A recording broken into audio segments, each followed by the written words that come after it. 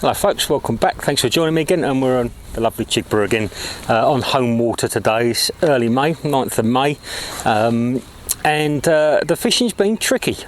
I won't lie to you, it's not been easy at all. It's been very up and down all week long. We've had some good days and some not so good days, and a lot of it is due to all this that's going on here. You can see all these storms coming. See how stormy this is behind me, and we've got lots and lots of low pressure coming through, low high, coupled with easterly winds on days as well, and the fish are everywhere. They don't know whether they're coming or going. So I thought I'd just share with you one of the little methods I use for when the fish get very tricky, especially this time of year. And for me it's dries, and I do rely on dries a lot when the fishing gets very tricky and people stop. They stop responding to pulling stuff, and they stop responding to buzzers and traditional sort of methods. Dries, particularly small dries, seem to score for me and seem to winkle a few fish out when quite a few other people are struggling. In fact, I've walked around the lakes this morning, had a chat with a few people, and there's not been a fish caught yet, and this is on both lakes, and a lot of these people have been here since first light. So that's how tricky it is. You can probably, as I'm chatting now, you can probably see the fish jumping behind me and splashing about, and that's never a good sign either. That's a sign of unsettled fish. There's a little bit of buzzer in the water, but the fish aren't really feeding.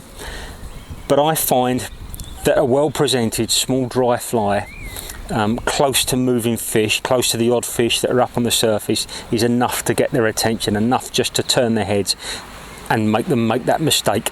And this is what we're going to do this morning. My setup for this is a 4-weight rod. This is a 10-foot 4-weight which would flow. Okay, the reason I've gone for a 4-weight is because I intend to use some very light tippet. It's another little trick that helps with presentation. And this 4-weight is just going to allow the fly line and the rod to do all the work for me and to compress and just to protect this lightweight tippet. Okay, so it's a 10-foot 4-weight flow rod, flow reel, and a floating line 4-weight as well to match the rod.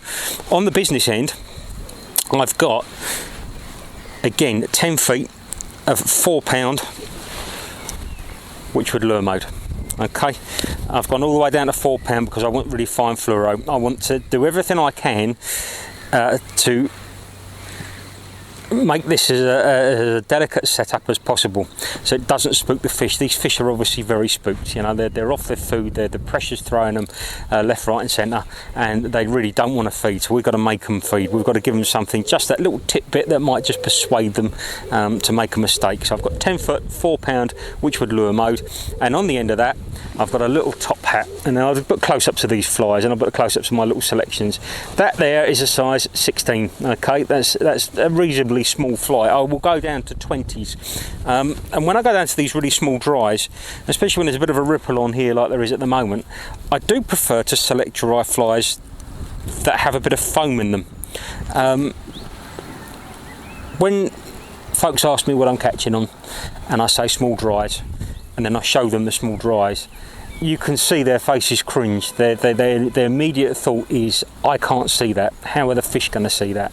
And I know with beginners, when we first start doing this with beginners as well, it can be quite frustrating for them because they need to see the fly to be sure that fly is floating and doing what it should be doing. Doesn't bother me too much, as long as I know the sort of ballpark, the rough ballpark of where that fly is. I'm happy it's floating. But to get around that, use flies with a bit of foam in them, or with air resistant, with water resistant materials tied into them. It just makes life easy for you. I know with that bit of foam in it, even if I can't see that fly in there, it is floating, and it will be floating. So I haven't got that worry about it. I don't need to continually bring it in and try to apply more floatant to it, which inevitably leads to applying too much floatant, which has the reverse effect and makes the fly sink. So don't be concerned about it. If you're using these little flies, right down to little size 20s, try and tie some or buy some that have got a bit of foam on them, and then they're floating.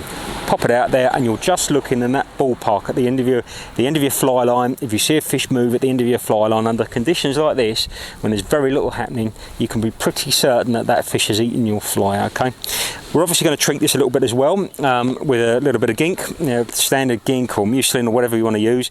As always, when you're treating these flies, never directly onto the fly, onto the hand, just a little drop. We don't need much at all, and then we're just going to rub that bit there, the foam bit there, onto the, just like that. That just rubs that in there just a tiny bit, just to help with the shedding that water. And then of course with your mud, your fuller's earth, whatever you want to call it, your degreasant basically, a little bit of degreasant. And we're just looking to degrease that first couple of feet of the line, no more than that. You don't need to degrease the whole thing, it's just that first couple of feet you need to get down. And another reason for using that light fluorocarbon, that will sink a lot easier. And this is all about, for me, this is all about presentation. When fish are in this sort of mood and being very, very finicky, then presentation is key. And if you can get it right with these small dries, I'm sure we can winkle a few fish out. I'm pretty positive we're going to winkle a few fish out, even though there's been nothing caught this morning. So let's crack on with it and see what we can do. Now, typical fashion, as soon as you start thinking about dry fly fishing, the sun comes out. I don't think it's going to last, we'll be alright. Okay, we've got everything set up. There's a few feeding fish out here. I'm just going to go for the preparation again. I've done this before for you, but a little bit of gink on the back of the hand. Even with these little foam posted flies as well, it doesn't harm to put a little bit of gink on that foam post, just to help that shed the water. Like so, not much on there at all. And then of course we just got to degrease it. The fish jumping as well, it's sort of a sign of a bit of aggro. And there's this pressure, we've got these storms all coming through. There we are, I'm just degreasing that line there, only the first few feet. That's ample. Just test that out in the margins. See where we are. We've got a nice awkward right to left wind here. So we'll see what we can do without getting too many tangles. Just test that out. Okay, it's just sitting on the surface as we hoped for. Let's give it a little go. One or two fish feeding just here. That's on them. That's near enough. Oh, he come and look straight away, look. Come and look straight away.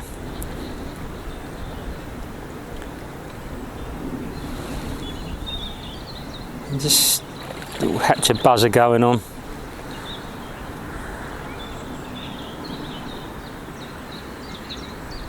Just going to give it plenty of time there.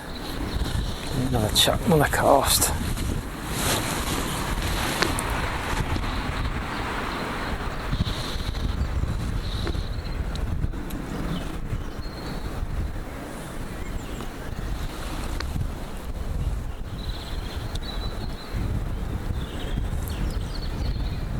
If I see any moving fish, I'll cover them. I'll aim to cover them, get it near them. One at the back there.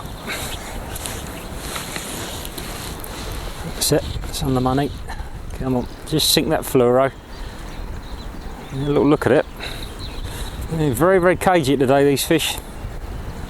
Very, very, very cagey. Definitely this pressure has messed them up a bit. Really is up and down at the moment.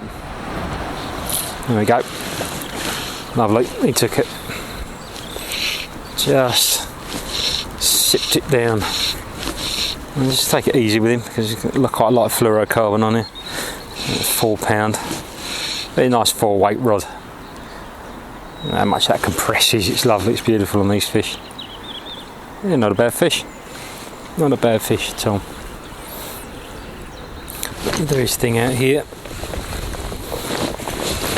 Let's get that nice and low for him. No bullying these. No dragging these in. There it is.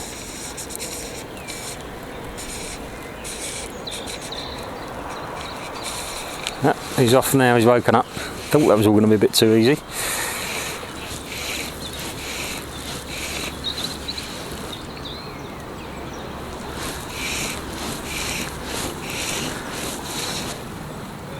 There we are. Nice and steady. Let's get that ready. So you just can't bully them on this lighter tackle.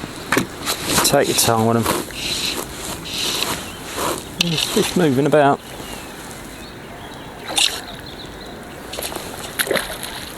Nice and easy. There we go. Come on, let's get you next time.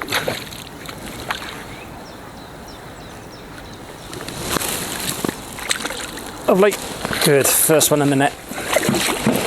Didn't take long. Smashing. Nice. Chipper rainbow. I've got a feeling that hook's come out of the net. It has, so we can just slip him straight back. Just like that. Excellent. Marvellous hooks.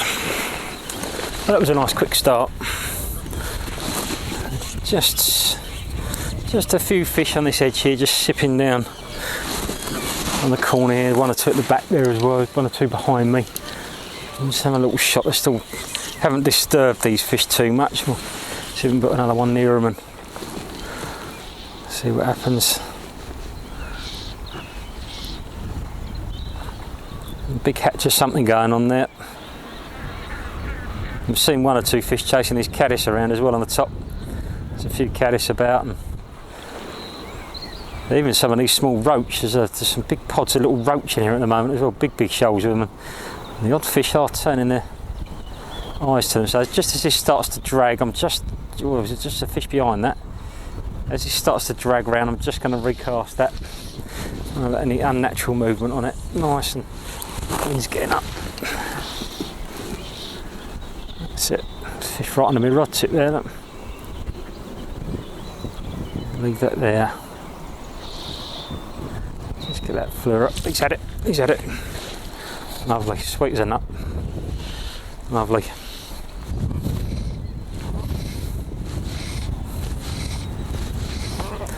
Yeah, little dries, eh? Little dries. Just find a few feeding fish, even on a tricky day like today, and it has been very tricky. Everywhere I go around the lakes, both lakes, everybody's struggling. Just a little change of setup.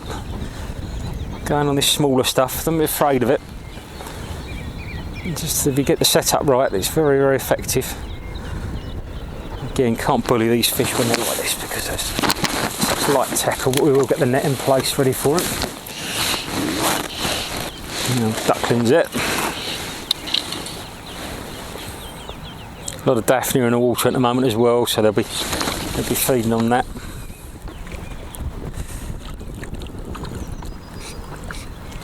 He's not quite there yet. It's amazing how the rod does all the work when you go down to these lighter rods. It's definitely not as strenuous on your arms, you know. You let the rod do the work. They have their limits, of course. You can chuck lures on them. You struggle to chuck lures on them, but for fishing small nymphs and dries, come on. There we go, lovely. These are perfect.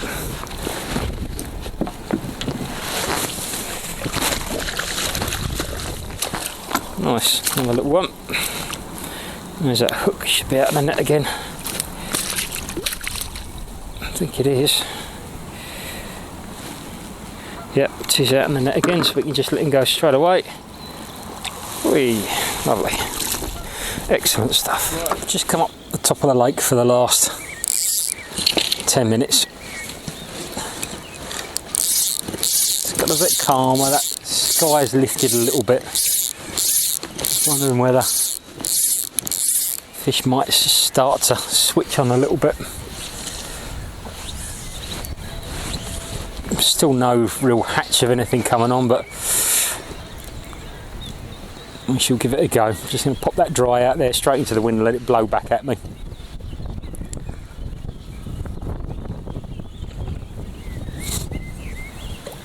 There's one there, look. It's better. Just upwind of him. Get the fluorocarbon to sit down. No, but I said he was definitely feeding on something, that one, the way he came up. But only once.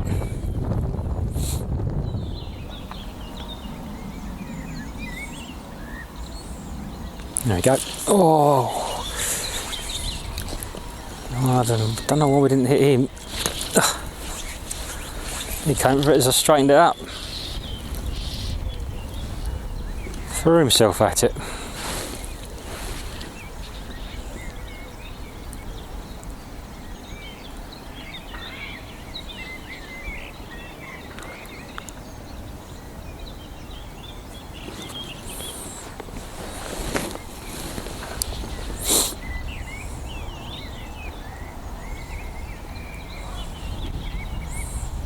That's a good sign.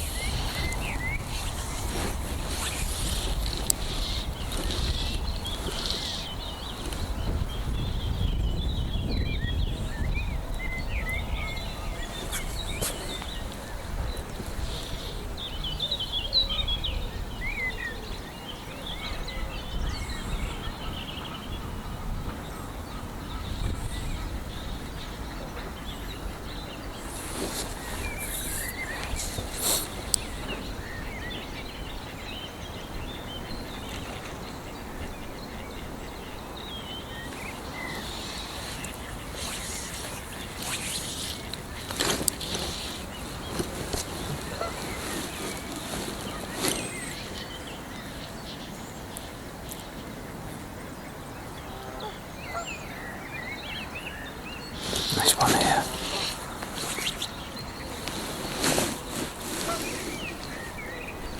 Got him, lovely. Just dotted it on his head and he come and sipped it beautifully. Nice. Good, that's what we want.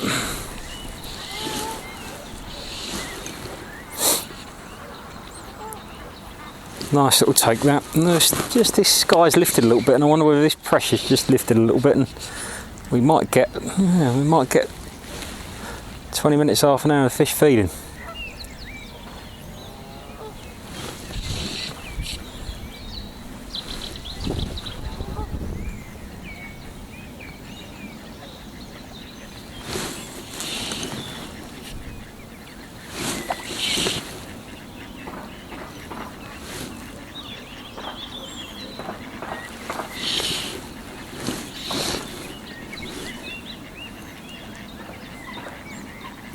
Wrapped himself up, this one.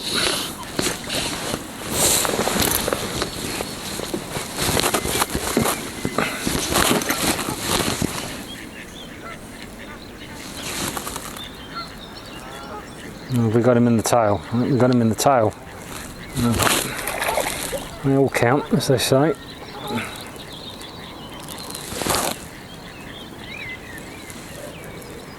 Not easy to tire them out like that, though.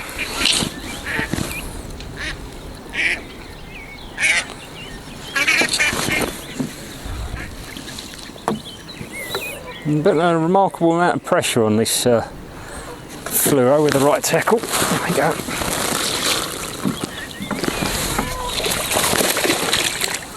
Nice.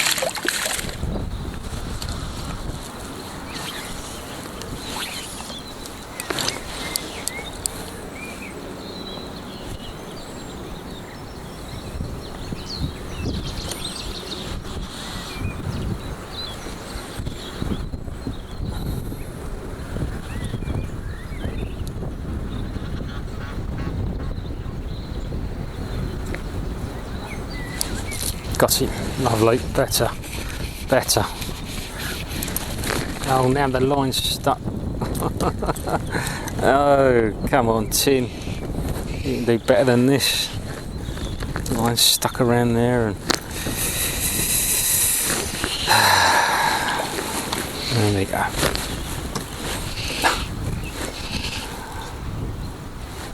Much better take that.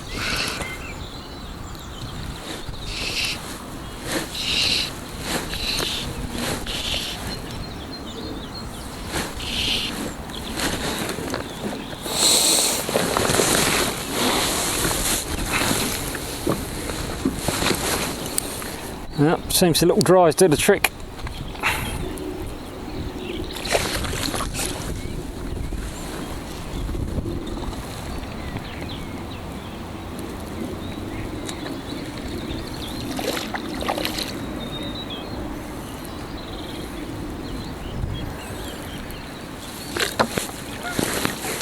Lovely. Good. Smashing. Well folks, as you can see, that's the session over, and I think we kind of proved our point there. These little dries have winkled out half a dozen fish for us there, and a couple of other mistakes on what is otherwise a very, very tricky day here at the moment. We still haven't had any fish caught here at the moment. I think we only to have caught some, and yeah, it just kind of proves the point. When things get tough, these little dries can really get you out of a tight corner. Don't be afraid to use them. Go for those ones with a little bit of foam post in them. They're gonna float, and you don't have to worry about them. You're just looking for the rising fish. Get out, give it a try. As always, thanks for joining me. Thanks for watching. I hope you enjoyed that little adventure, and please click like, click subscribe. Any suggestions, any comments, put them down in the comments box, and I'll try to answer everybody. I always do. And yeah, I'll see you on the next one. Thanks very much, folks. Bye bye.